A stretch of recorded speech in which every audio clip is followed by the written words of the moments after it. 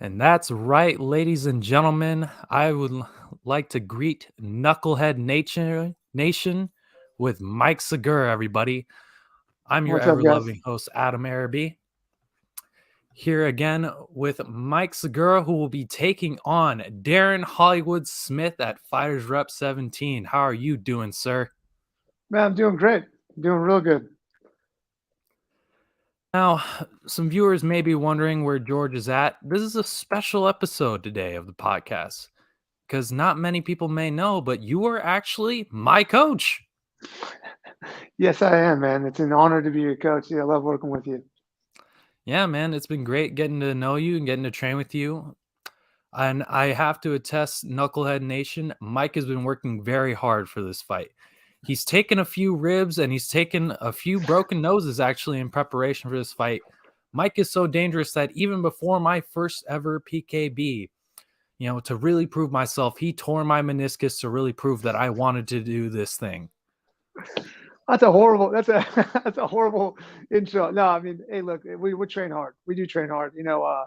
We come from sub fighter MMA, and there's one thing that you know about sub fighter MMA is we train hard and we fight hard. That's just what we do. It's been that way since forever, since the beginning. I've been there for 13 years. So I never intend to hurt anyone. I never try to hurt my training partners. I'm always trying to be good about that. But it does happen. It does It's happen. just what happens when you're a physical beast like Mike Segura. When you I are a get you know physical what specimen like this man right here, it's things will happen. things will happen. Yeah, I guess that's the case, man. No, I feel terrible hearing it though. I do feel bad. Ah, nah, it's all good, Mike. You know me.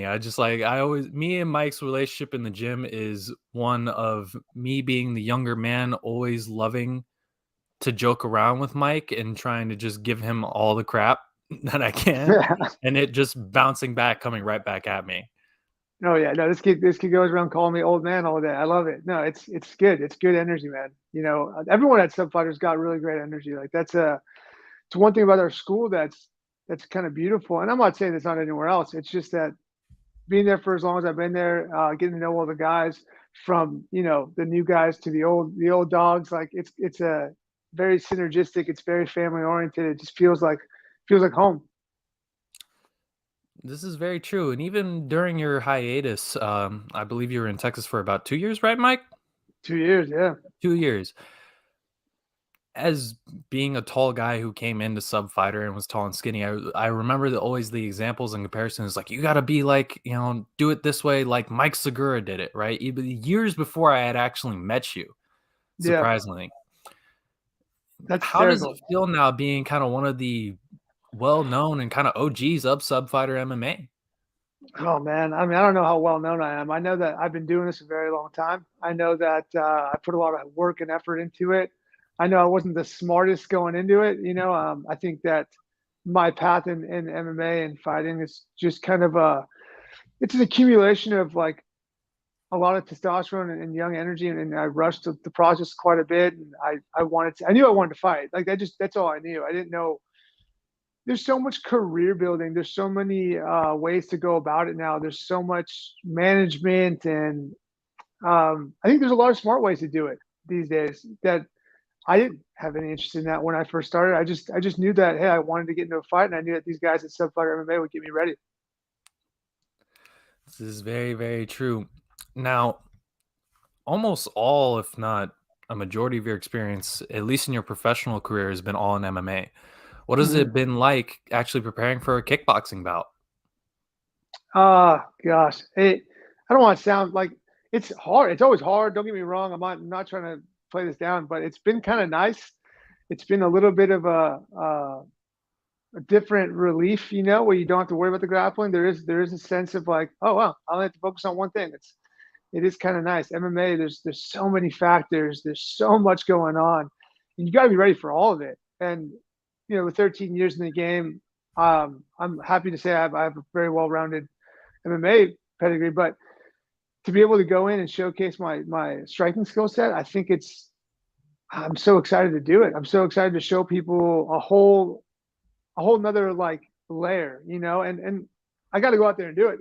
It's not easy. You got a guy like Darren in front of you to go and try and show off and try and not show up, but trying to show your skill set. Like you got to be careful, and you got to be respectful, and you got to take it serious. But I am hoping to, you know, to bring out some weapons that I haven't been able to use in MMA, to bring out a different style of striking that I haven't been able to use in MMA. You have to adjust to what's in front of you.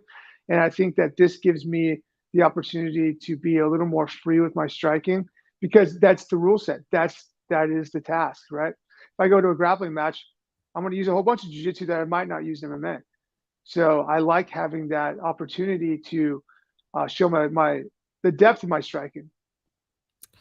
Now let's get a little bit more into that prep of the fact that you are adding some more tools. There is, you're getting to really show your striking. And from what I've seen, you're a little bit, even in MMA, known as more of a striker.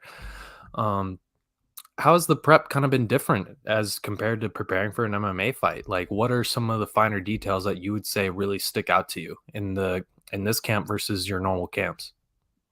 Well, I mean, there's a few specific things like man, just working on the connection from kicks to punches and all that in between stuff. You really get to focus on it, like on the finer details. I'm talking about like spending some rounds on your footwork, on just kicking and landing in the right position to throw another strike. You know, you don't have the option to. I don't know. In MMA, there's a lot of space, I guess, until there's not. Right? It's like there's kind of a feeling out process. There's a little more like, hey, like, okay, you throw something, we move around. There's a lot of like, you're going to shoot or you're not going to shoot. There's a lot of that going on. So that leaves a little bit of like tempo and space. With kickboxing, Muay Thai, and boxing, there tends to be more pressure. There tends to be more engagement. It's like you have to be on at all times because the second you look like you're off your base, they're going to attack. And that's the game. It's strike. It's great. You got to go hard, you know? I'm not saying that that's going to be like what it is, two bulls charging, but there is more of that in striking arts. If you watch, Glory, if you watch any of the professional Muay Thai, if you watch this, they're in each other's face for the majority, and it's about going. In MMA, I know how to like move around and I know how to take my time. And this one, I had to adjust to more pressure fighting, I guess would be the way to put it. And I can attest to that, especially one thing that I noticed and I thought about actually during a class that you had taught. I believe you were watching, what was it? Chingiz's, the one guy who beat Superbond. I can't pronounce his name correctly. Chingiziv Alazov? Chingiz Alazov. I don't know if I'm saying that right either, but yeah. I could be butchering it. Like I said, the man who beat Superbond is now, I believe, the current featherweight one championship kickboxing champion. You had made a point about basically knowing when to step on the gas when in a striking situation. He was able to push the pressure, push the pace, and then really pick it up to really finish that kind of like flying Superman combo to get that knockout. Can you kind of go a little bit more in depth on that and those kind of like those little bull rushes that you've been adjusting to? The sport, even MMA, it's explosive, but with striking in particular, when it's just striking, there is a whole nother explosive aspect. Like they're not all going to be 100% shots. Don't get me wrong, but you have to have, like, if you look at these guys at the highest level of movement, watch the way they move, watch their legs, watch their body. Look how not tense, but they're ready to spring. They're spring loaded. You know what I mean? They're ready to explode at any second. And the ones that stay in that stay ready and are able to maintain that over the 3 rounds, 5 rounds, whatever it is, they're typically the guys that get the knockouts, the ones that are in the ready position, right? So if you're constantly adjusting your feet, if you're constantly moving around, if you're constantly having to like relax and try and get back into it, you're leaving exposure to these guys to jump all over you. You watch Darren's fight with Pacheco. Like no disrespect, Pacheco took it to him in the beginning. They were really on, but Darren just stayed in it longer. He was able to weather the storm and continue to go. He was able to push till the second round. I think he got the finish, the second or third, but he was able to. It was the third round. Third, yeah. So I was ringside for that fight, so I can attest to that fight. That was definitely that was a battle of endurance. Yeah. A very exciting fight. I highly recommend anybody who's a fan of just FightersRep or kickboxing in general to go rewatch that fight and just any of our past fights on the Fighters Rep YouTube channel. But Yeah, definitely that one if you want to get a highlight into your opponent, Darren Smith. Which let's get a little bit more into your opponent. What are you thinking? How are you feeling about taking on Darren Smith at this Saturday? man, I'm excited. It's funny. The community is small. I feel like I know Darren really well. I mean, we don't hang out, we don't talk, nothing like that. But given that the community is so small, given that I've seen him around, I've watched his fights. He's fought my teammates in the past, Josh Smith at Bellator. I mean, this is years ago. Like Darren is just a guy I've seen for years. He's just one of the dudes. Like I would hang out with that guy even at weigh-ins. I got no. There's no like some of these young guys they're trying to make that. I don't know if it's for themselves or for the cameras or what, but it's like I'm gonna go in there. I'm gonna smash them. Like I don't really look. Me and Darren have been fighting forever, so I could be your best buddy, and if it's time to go get in a fight, well, we can go get it. You know what I mean? Like even obviously my teammates and my my students, like I like you guys, I love you guys, but if it's time to go spar hard, bro, we're gonna spar hard. If it's time to go fight, we're gonna fight. So it's nothing but respect. I can't wait to get in there. He's seasoned. He's been on a run. I know he didn't get the title in his last fight for MMA, but he has shown a few very strong performances going into his last fight for MMA with wins over guys who have beaten me. We beat Chris Padilla by decision. He beat Jacob Rosales. I think he got the finish. So this guy is been around forever. He's put on some great shows. He's put on some great performances, and he's obviously got a win in the Fighters Rep ring. And well, what a great way to go out there and showcase my skills against a guy like that. I'm definitely very excited for this fight, Mike. Now, for any of the viewers watching, feel free to chime in if you have any questions for Mike. Trying to think of anything else we can get. Oh, now I remember the point I was just about to make. Sorry. Yeah. I was getting so wrapped up in, just the way you were breaking down this fight. I completely forgot. There actually is in our own gym a poster. I believe you and Darren fought on, I think, the same King of the Cage, Sarge. I want to You know say what's funny? was it King I of the know Cage or was it Gladiator Challenge? I know King of the there Cage. is a poster with both of you on it. So it's a King of the Cage poster, and I swear they just used his picture because I don't think he was on that card. You know what I mean? Like I was there. Nice. I don't remember him being on the. I think they kind of just put him in. I don't know. Yeah, Good because there luck was in the chat, Kevin I guess. Holland on that photo too. Yeah, there you go. Yeah, I don't know. They're just kind of throwing people out there. Like, all right, let's make a poster. Maybe he was supposed to be on it. I have no idea. But yeah, you're right. We are on that. But I mean, even just in passing in different events, like I said, I got 18 fights, but he's got damn near like 35 or something like that. Like, Yeah, he's it's got a about crazy amount. almost. Yeah, I want to say 30, between the range of 35 to 40. Somewhere in I there. know I Somewhere in know his there. MMA record's about I want to say 35, at least 30 plus fights. I'm not sure for kickboxing, but yeah, it's very experienced guy. Yeah, and you could, and we're in the same area. We're constantly competing. Like it's funny that we haven't even seen each other yet, but I'm aware of him. I'm very aware of him. I've actually, we're like friends on Instagram, or whatever. Like I like his posts, man. I like that he's out there doing it. I like that he's still getting in there. I know he's like I said, he's been around for forever. He seems to be like he's trying to put himself in this position to maybe make a jump. He's still making a run at it. Yeah, I got a lot of respect for the guy. I know. Like that's the thing I'm really excited about this fight, Mike, is the fact that you guys are both very experienced and, like I said, OGs of a local like Orange County martial arts scene. What else more Mhm. could you want? What else more could you ask for, other than two guys who have a wealth of experience who are not going to come out there trying to like with no nerves or anything. You guys are both experienced. You're both very comfortable within the cage, the ring, shit, a backyard, damn near like, anywhere. It's funny You you say guys are that. just Like, ready to fight at all times and ready to go. dude, honestly, going back to your little comment about the backyard, my career started in basically a backyard in San Diego.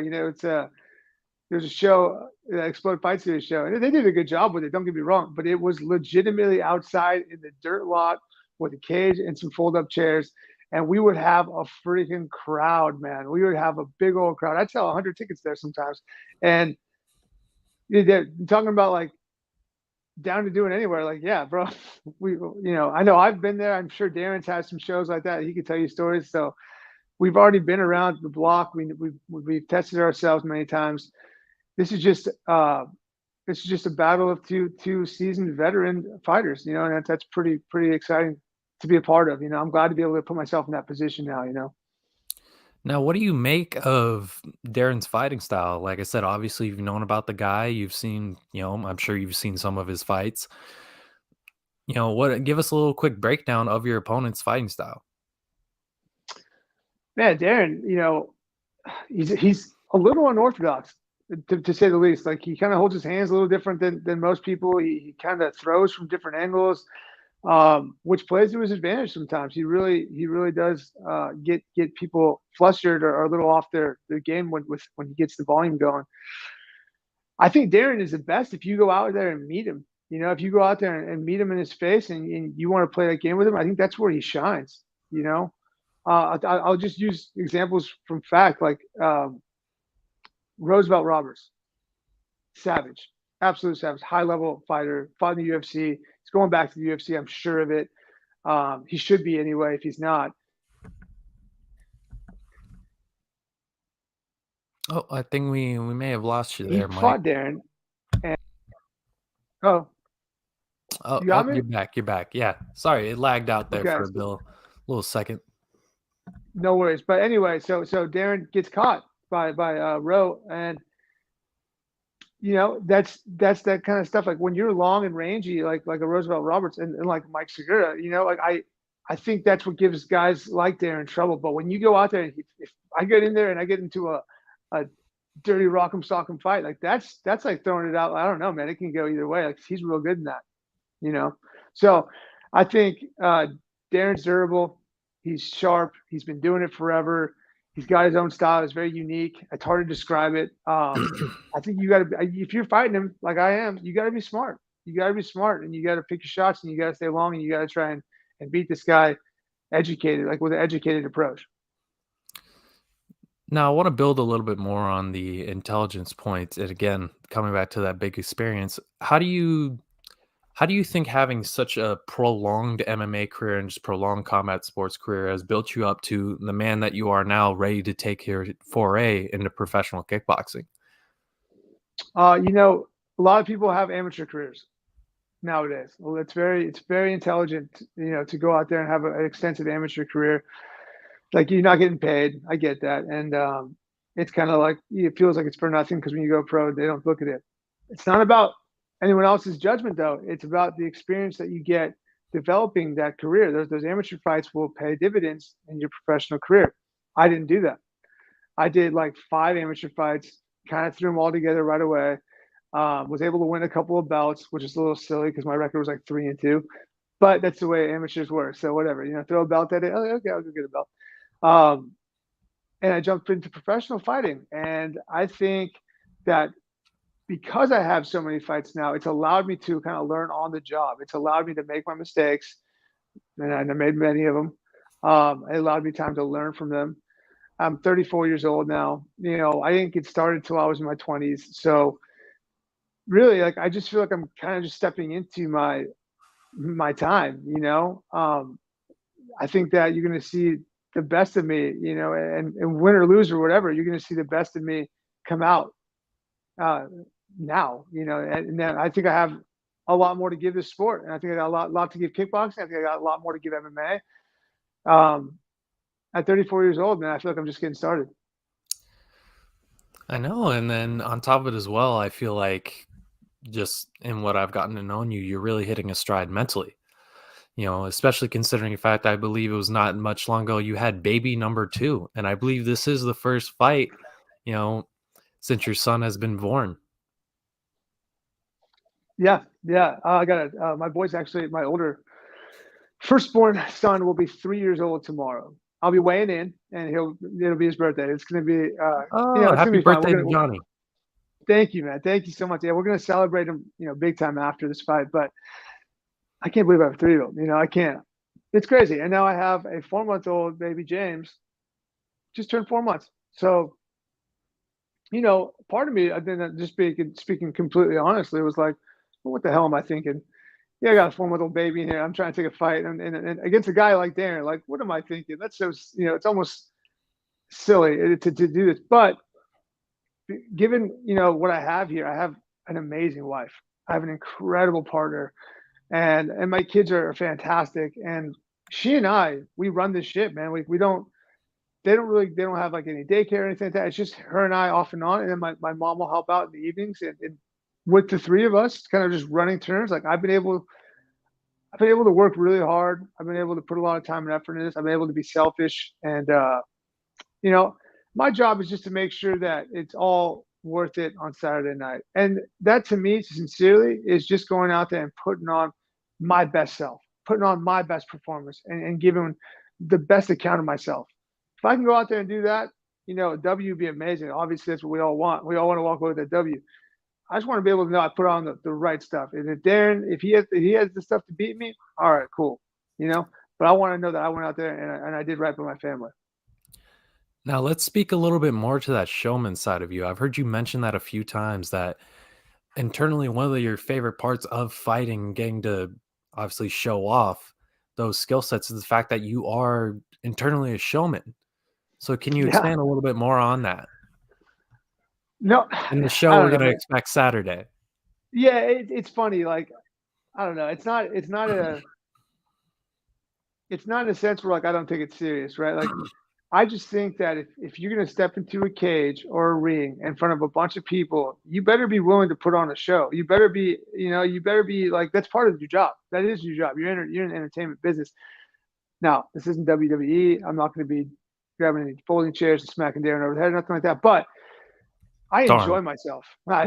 I enjoy myself though. I have a good time in there.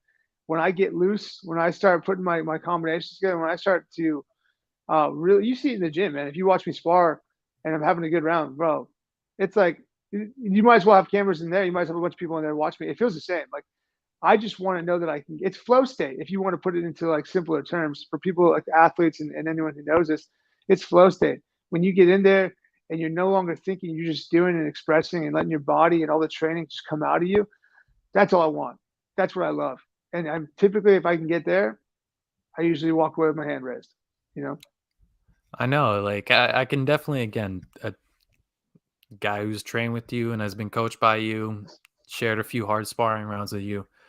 One of the like things that I noticed about Mike that again speaks to him having fun when he's doing it. He has fun when he does this. Mike, as you could see in the thumbnail of this podcast video, will have his serious face, the like the Yeah. it, the serious face you'll do, like staring somebody down.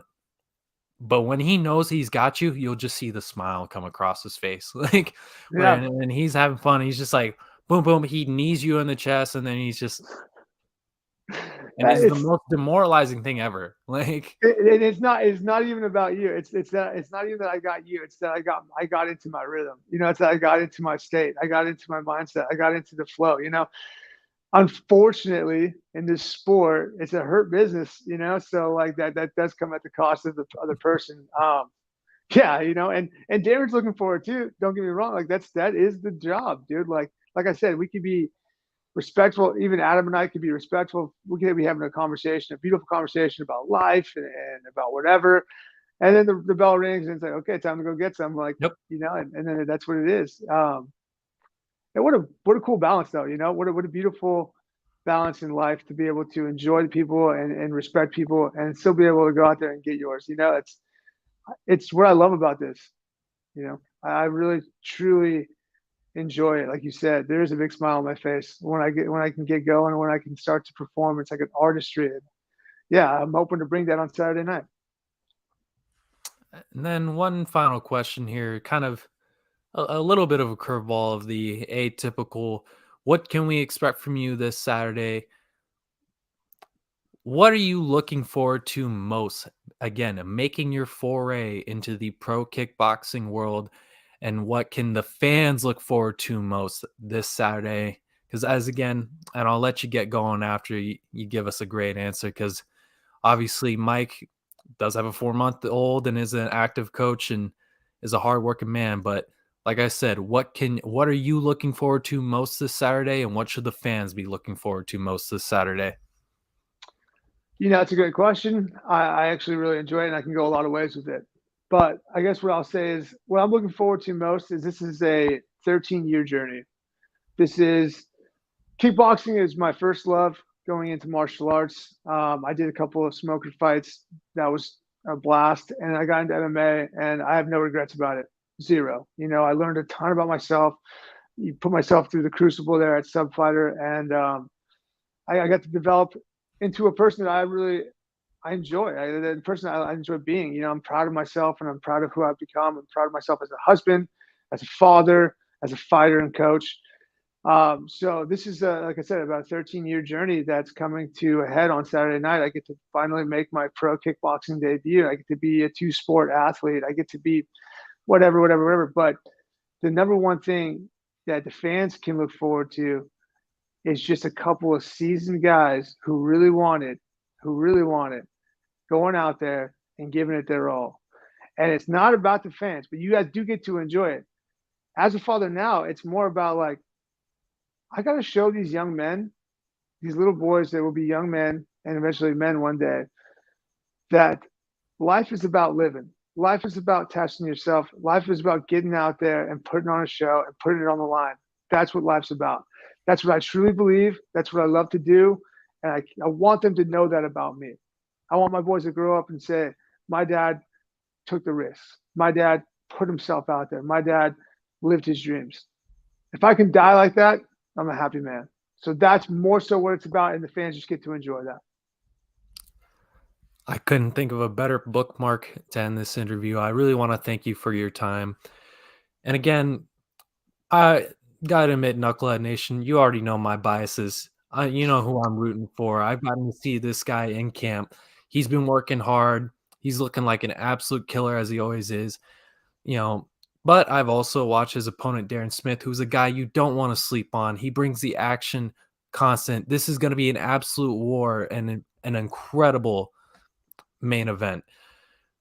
Please tune in on Saturday to watch Darren Hollywood Smith take on Mike Segura at FightersRep 17. I'll see you there, Knucklehead Nation.